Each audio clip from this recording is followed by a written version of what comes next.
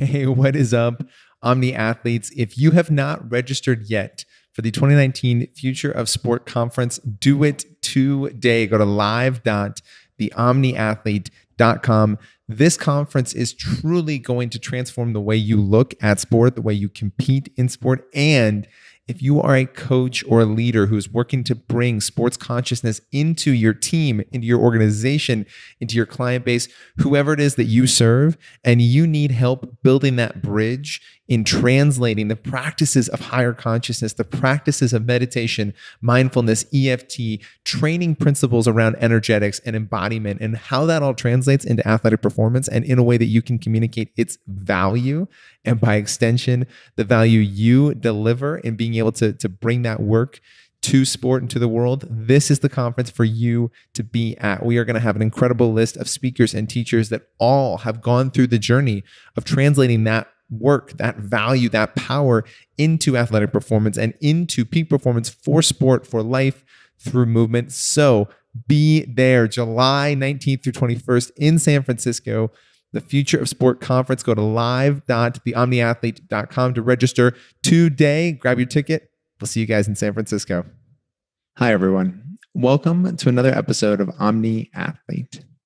We created this show and company to empower your performance with the wisdom and techniques of the world's highest achieving mind, body, and spirit competitors.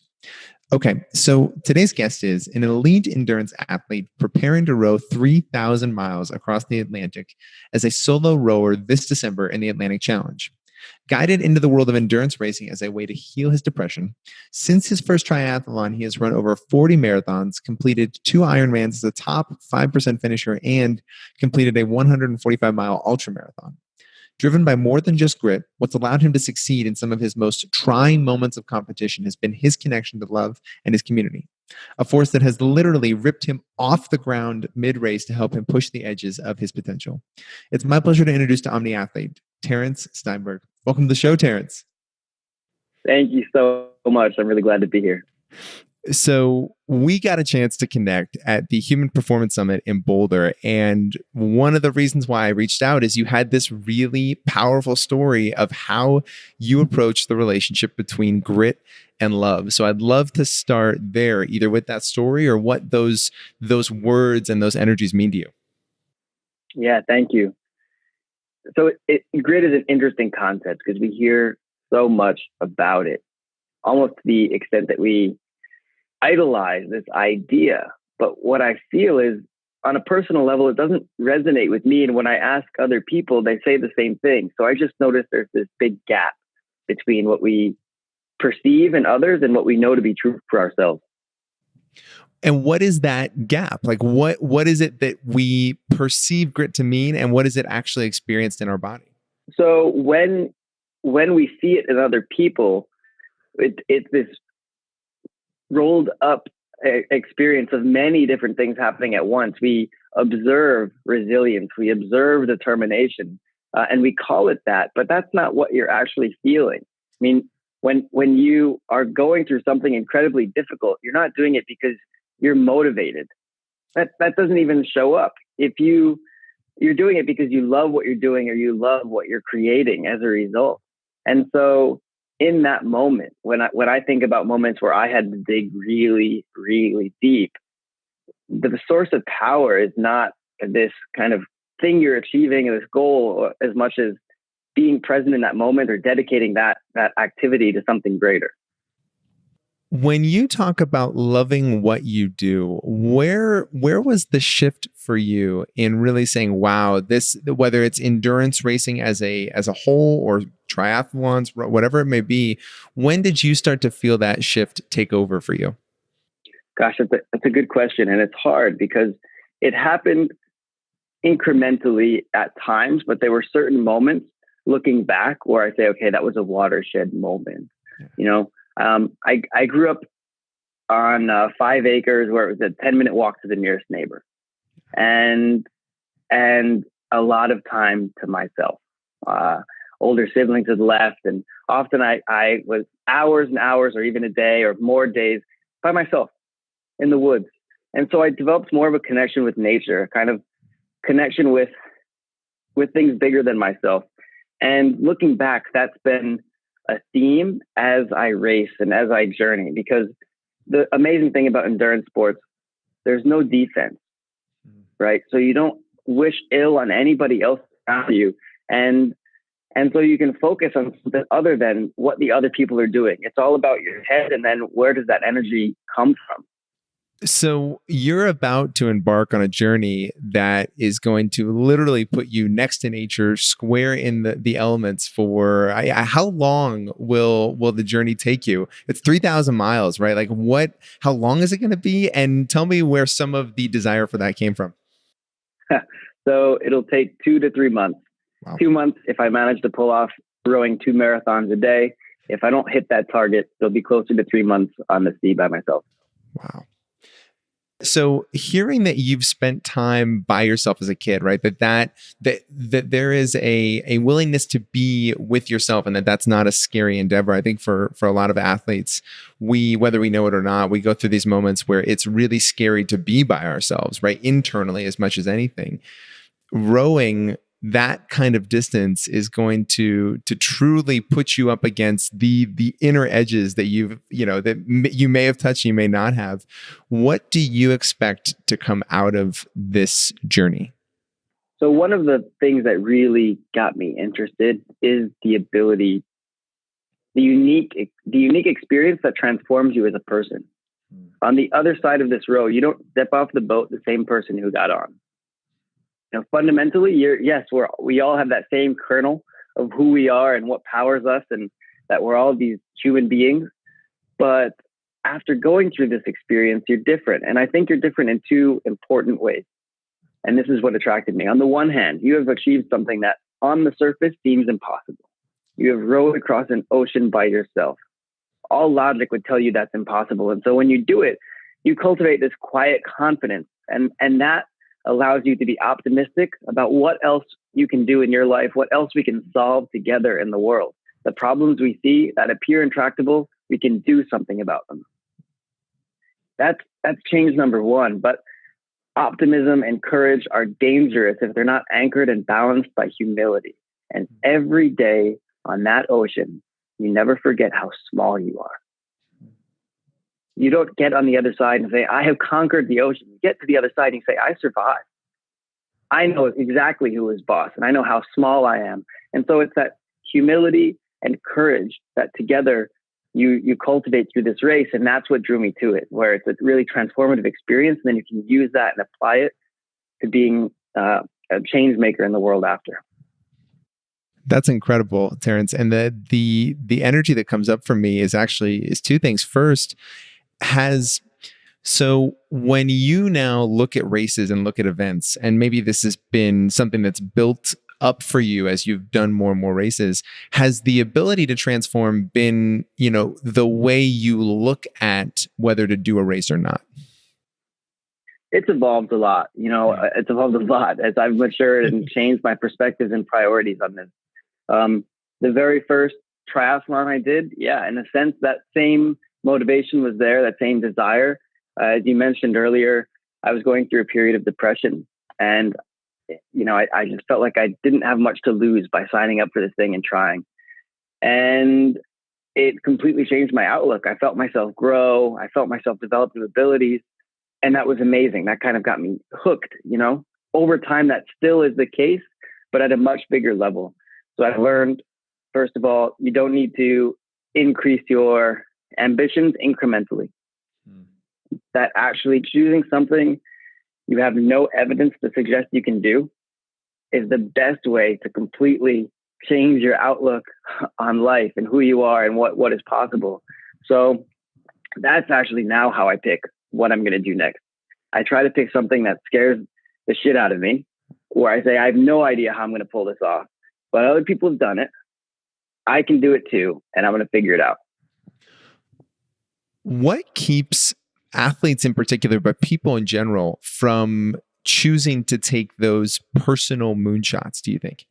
Gosh, I think it's fear. I think it's fear of failure, right? We've all been there. I think I'm privileged and fortunate and grateful that I'm in a spot in my life where I'm willing to take some risks. I feel I have, I don't even feel like I need the safety net anymore. I know when I land, I'm going to land somewhere great as well. And through that process, I'll learn so much. So it's willingness to take risks, and you cultivate that, but also need folks around you to support you in a way. Yeah. What is that? What is the community that you have around you right now that you're really both training with and drawing on for not just the literal support, but the emotional support there? Yeah. So in a sense, I'm trying to draw on a community that's a little bit atypical because this is a solo row, and I'll be alone for a lot of the time in terms of human contact, immediate human contact, although satellite phones and so forth will be checking in and uploading content, physically isolated. Where does the support come from? Where does that greater connection come from? In this event, in this journey, it's more connection to the nature around me, to the waves, to the sun, to the animals that come up and say, what is this boat doing out here in the middle of nowhere? Because they come check you out. And so in that sense, the greater community is our planet Earth. It's really powerful. And what comes up for me is this idea that in a really unique way, sport connects you to that more primal connection to the people around you, right? When you're racing, and even though it's a solo race, when you're racing, you are put in your primal state. So what has that been like for you in the races you've done? What is the connection to the people competing with you that you experience? Camaraderie, to be honest. In these endurance sports, camaraderie. In what way is that different than maybe what people would perceive from the outside looking in, or an athlete that's used to competing in more of a team focused sport? How is that sense of camaraderie different from your experience?